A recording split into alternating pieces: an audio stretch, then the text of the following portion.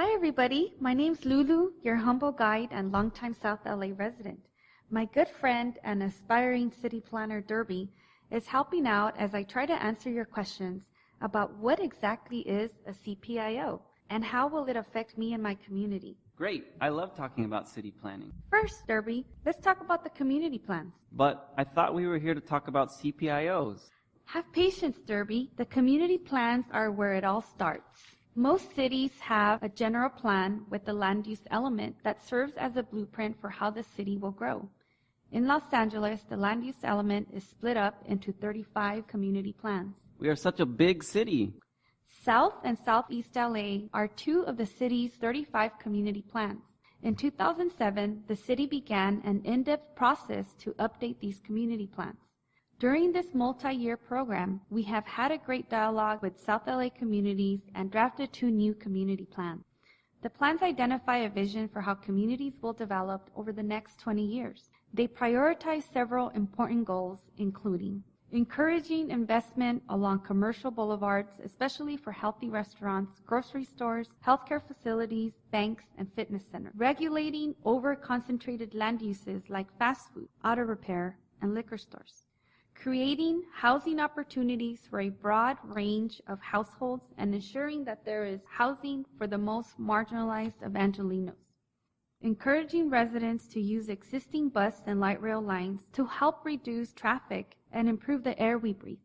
Sounds like the community plans can do a lot for our neighborhoods. It's true, Derby, that these are all great ideas, but the communities of South and Southeast LA need more than policy goals, which do not directly affect change. Enter the Community Plan Implementation Overlay, also known as the CPIO, a tool designed to implement many of these important goals, translating policy into action. How exciting! CPIOs are special zoning districts, which means that zoning requirements can be tailored to individual neighborhoods.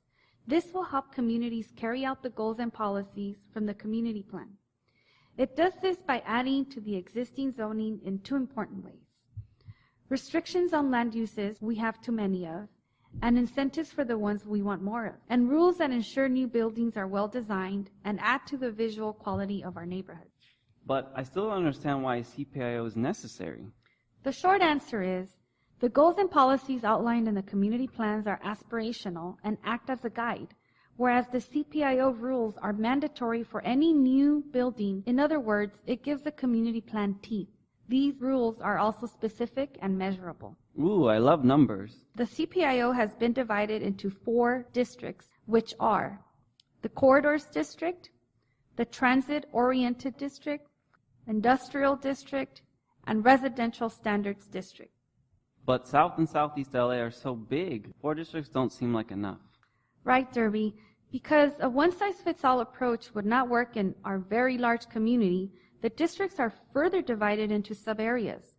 The rules of the CPIO, therefore, vary according to what sub-area a given property is in. I can't wait to hear more. So let's talk about each of the districts one by one. The Corridors District will cover most of the commercial boulevards in South and Southeast LA. The rules are tailored to the character of each area. On some corridors, like much of Manchester Avenue, uses will be limited to commercial only, meaning no new housing can be built there. On smaller corridors, like Adams Boulevard between Western and Normandy, which mainly provide services to the nearby neighborhood, things like coffee shops and bakeries, are encouraged. In this case, some uses such as auto shops will be limited. Now, on to the next district. The transit-oriented district will be centered on light rail stations and some rapid bus stops. It is designed to encourage the development of affordable and mixed-income housing, as well as employment centers, such as offices, through incentives that are tailored to the existing character of each area. The transit-oriented district is unique amongst the 4 districts in that it will allow upzoning. Upzoning refers to allowing bigger and taller buildings. This will be used as an incentive to pair development with public benefits and to have them near transit. A give and take? Yes, Derby, exactly. Additional development opportunities always come attached to things like projects providing more affordable housing, health centers, or childcare facilities, to name just a few. What district is next, Lulu? Let's talk about industrial districts, which are intended to preserve existing industrial land for industry and eliminate conflicts with nearby residential neighborhoods. But why would we want to preserve industrial land? Because, Derby, industrial land means jobs for South LA communities. In LA, there is a lot of pressure to build housing on industrial land. The CPIO seeks to preserve some of these areas for local jobs by prohibiting new residential and commercial development. Although in select areas, live-work units will be allowed. Service-related jobs, for example, in restaurants, are on the rise, but often do not afford the same level of stability as manufacturing jobs. Land for industry translates into greater opportunities for stable jobs with benefits. Industrial areas which are next to residential neighborhoods, like around Jefferson Boulevard and Main Street, will be required to install landscape buffers and screens, and only industries that are compatible with residential areas will be allowed. For example, any industry that creates noxious fumes will be prohibited. Yeah, smell that fresh air. The final type of district applies to residential areas. The goal is to preserve residential areas with unique characteristics which otherwise would not be protected through general zoning. For example, in the Vermont Knolls neighborhood, where there are many historic homes, a character residential district would be established in order to protect the character and scale of the area. This would be assured by requiring projects to follow certain design rules, known as development standards. Excuse me, Lulu, but what exactly are design rules? Design rules for new construction ensure the use of high-quality materials and that it includes landscaping and pedestrian amenities. Officially known as development standards, simply say that projects must follow certain rules about what buildings and landscaping look like. For example, types of facades, building materials, or how close the sidewalk the building must be. Let's take a look at a few places in Southeast Los Angeles that offer examples of good urban design. The Rittenhouse, pictured here, is a mixed-use building with retail stores on the ground floor and senior housing above. It exhibits several good design features. Notice the relationship of the building to the sidewalk. The outdoor seating, shady trees, and big windows create a pleasant atmosphere for pedestrians. There are also no visible bars or roll-down doors. The use of attractive, high-quality materials, brick in this case, as well as detailing like awnings and balconies, make the street an inviting place for neighborhood residents to spend time. Here's an example of a well-designed industrial building in Southeast Los Angeles. Notice, unlike some big industrial buildings, it does not have long, blank walls. Instead, the plentiful windows create visual interest and break up the facade. The sign clearly tells passerby what business occupies the building. Also, notice what is not here.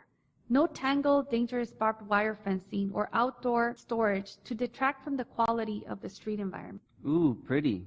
So now that we have a general idea of what a CPIO is and how it works, you might still be asking, how can I learn more about what it means for me in my neighborhood? Lulu, you must be a mind reader. That's exactly what I was thinking. Whether you have lived there for years or are new to the neighborhood, there are several steps you can take to learn more. Let's say I live here, near Manchester Avenue and Wilton Place. I could go to the South LA Community Plan website, open the map CPIO districts, and locate my area. This would tell me that I will be in the Neighborhood Serving Corridors district. If I wanted more detailed information about what this district and subarea will mean, I could open the draft of the CPIO and search for Corridors district. All the information I could ever want. As you can see, Table 2.4 lists the rules governing the size of building you're allowed to build in. Hold up, Lulu. I was going to renovate my bathroom next week. Do the CPIO rules apply to me? Calm down, Derby. No one cares about your bathroom. But since you asked, this is how it works. Only new buildings, major remodels of existing buildings, and any changes of use, such as a space going from retail to office, will have to comply with the rules of the CPIO. Existing buildings and uses will not be affected. Now that we are approaching the end, you might be thinking, this is all well and good, but when will the CPIO actually take effect?